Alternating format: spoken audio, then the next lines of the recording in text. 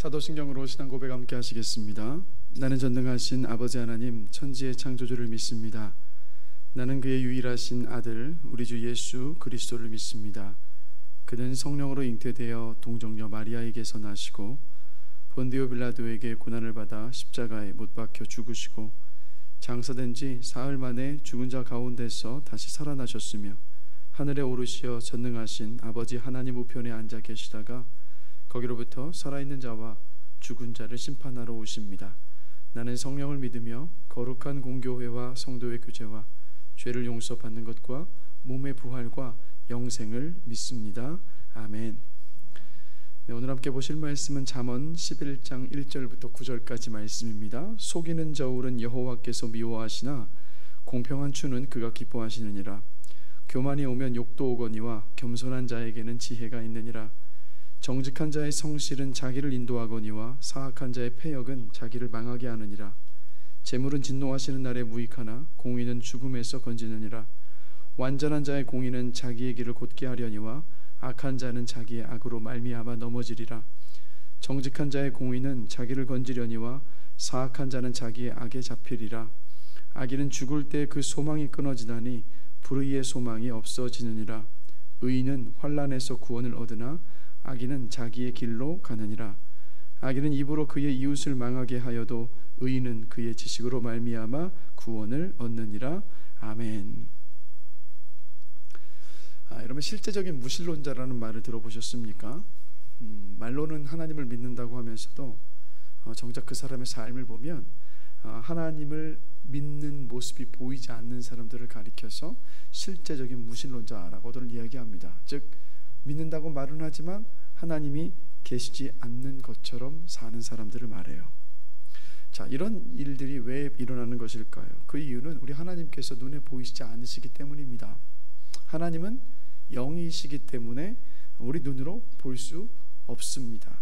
그러나 분명한 것은 영이신 하나님께서 존재하신다는 것, 우리 곁에 늘 함께하고 계신다는 그 사실입니다. 그래서 오늘 본문 1절을 보시면 이렇게 말씀하죠. 속이는 저울은 여호와께서 미워하시나 공평한 추는 그가 기뻐하시느니라. 그러니까 하나님은 속임수를 미워하십니다. 정직하고 또 양심적인 매매와 그 거래를 기뻐하십니다. 그래서 우리가 어떤 사업을 하든 어떤 거래를 하든 또 뭐 공부를 하든 무엇이 되었든 눈앞의 이익 때문에 남의 속이면서 양심을 팔아서는 안 된다는 거죠. 그 이유가 있습니다. 왜냐하면 우리 하나님께서 모두 지켜보고 계시기 때문입니다. 하나님은 영이시기 때문에 어느 곳에든 존재하시면서 모든 것들을 다 지켜보고 계십니다. 그렇기 때문에 우리가 이 세상을 살아가면서 우리는 늘 우리 하나님을 의식하면서 살아야만 합니다. 라틴어로 코람데오라는 말이 있습니다.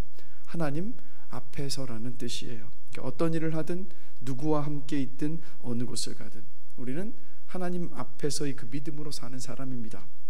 코람데오의 신앙으로 사는 사람입니다. 왜냐하면 눈에 보이시지 않으시지만 우리와 함께 계시는 그 하나님을 우리는 믿고 있기 때문입니다. 그래서 코람데오의 신앙 아래서 우리는 어떻게 살아야 되느냐? 모든 일들에 있어서 정직함과 성실함으로 또 이 땅을 살아가야 합니다. 3절을 보겠습니다. 정직한 자의 성실은 자기를 인도하거니와 사악한 자의 패역은 자기를 망하게 하느니라. 잔꾀 부리는 사람들이 앞서가는 것처럼 보일 때가 있습니다. 성공할 것처럼 보이기도 합니다. 그런데 그렇지 않습니다. 정직하고 성실하게 살아가는 사람이 반드시 밝은 미래를 맞이하게 될 겁니다. 왜냐하면 우리 하나님께서 지켜보고 계시면서 하나님께서 주관하시기 때문입니다. 창세기에서 요셉의 삶이 바로 정직과 성실의 삶이었습니다. 아버지 야곱의 편애를 받았죠. 그래서 이 야곱을 시기해서 위에 10명의 형들이 야곱을 노예로 팔아버리게 됩니다. 하루아침에 부잣집 외동아들에서 노예의 신세로 전락해버렸습니다. 노예로 팔려간 그 이집트 왕의 친위 대장 보디발의 집에서 요셉은 맡은 일을 정직함과 또 성실함으로 잘 감당했죠. 심지어는 보디발의 아내가 성적으로 유혹할 때조차도 그 자리를 피하면서 주인 보디발에 대한 그 정직함을 버리질 않았습니다. 결국에는 모함을 받아서 감옥에 갔죠. 근데 감옥에 갇혀 있을 그때에도 감옥 안에서 간수장이 맡긴 일을 성실하게 감당을 합니다. 술 맡은 관원장과 그리고 떡 굽는 관원장의 꿈을 해석할 때도 요셉은 어김없이 정직함으로 그리고 성실함으로 감당을 했습니다. 결국 이 정직과 성실함으로 요셉의 삶은 결국 어떻게 됩니까? 이집트 왕 바로의 꿈을 해석하는 그 자리에까지 이르게 되는 모습을 봐요. 결국 꿈을 해석해서 이집트의 총리가 됩니다. 총리가 되어서도 요셉의 그 삶의 방식은 변하지 않았어요. 모든 일에 정직함과 성실함으로 자신의 주어진 일들을 감당을 했습니다. 그래서 요셉의 삶을 통해서 하나님께서 보여주고 계시는 거예요. 하나님을 신뢰하면서 정직함과 성실함으로 일하는 그 인생을 하나님께서 책임져 주시고 그 인생을 형통하게 하실 것이라는 것을 보여주셨습니다. 그렇다고 해서 여러분 어려움이 전혀 없고 고난과 어떤 고통의 시간들, 역경의 시간들이 없다, 그런 인생이 될 것이다, 아니요, 그런 것을 말씀하고 계시지 않아요. 요셉의 삶을 보십시오. 얼마나 굴곡진 인생입니까? 눈물 지으면서 고통과 고난에서 포기할 수도 있었을 그런 인생이지 않습니까? 그러나 그럼에도 불구하고 그 상황에서 하나님을 신뢰하는 믿음 아래서 정직함과 성실함으로 살아가는 그 삶과 그 사람의 삶을 하나님께서 기억하여 주시고 일하여 주신다는 것, 역사하신다는 것을 분명히 보여주셨습니다. 그 역경과 고난의 때를 다 지나면서 요셉이 자신의 삶을요, 창세기 50장 20절에서 이렇게 고백하는 모습을 봅니다. 형들을 향하여서 형들 당신들은 나를 해하려 했지만 하나님은 그것을 선으로 바꾸사 오늘과 같이 많은 백성의 생명을 구원하게 하시려 하셨습니다 라는 고백을 해요. 여러분, 좋은 조건에서만 정직하고 성실하게 일하는 것이 아닙니다. 그렇지 않은 상황 속에서도 우리는 정직함과 성실함으로 일하는 그리스도인입니다. 왜 그렇습니까? 그 이유는 우리는 하나님을 믿는 사람이기 때문에. 보는 사람이 있을 때는 정직하고 성실하게 일하고, 보는 사람이 없을 때는, 나를 주목하는 이가 없을 때는 대충해서 살아가는 인생이 아니라 늘 우리를 지켜보고 계신 하나님께서 계시기 때문에 하나님 앞에서의 신앙으로 하나님을 의식하면서 살아가는 우리 모두가 되어야 할 줄로 믿습니다. 그래서 골로새서 3장 23절 말씀이 모든 일에 있어서 우리가 늘 마음에 새기면서 또 살아가야 할 말씀이죠. 무슨 일을 하든지 마음을 다하여 주께 하듯 하고 사람에게 하듯 하지 말라. 놀라운 것은 그 다음에 이 말씀에 대한 결론을 이렇게 말씀하고 계세요. 골로새서 3장 24절입니다. 이는 기업의 상을 주께 받을 줄 아나니 너희는 주 그리스도를 섬기느니라.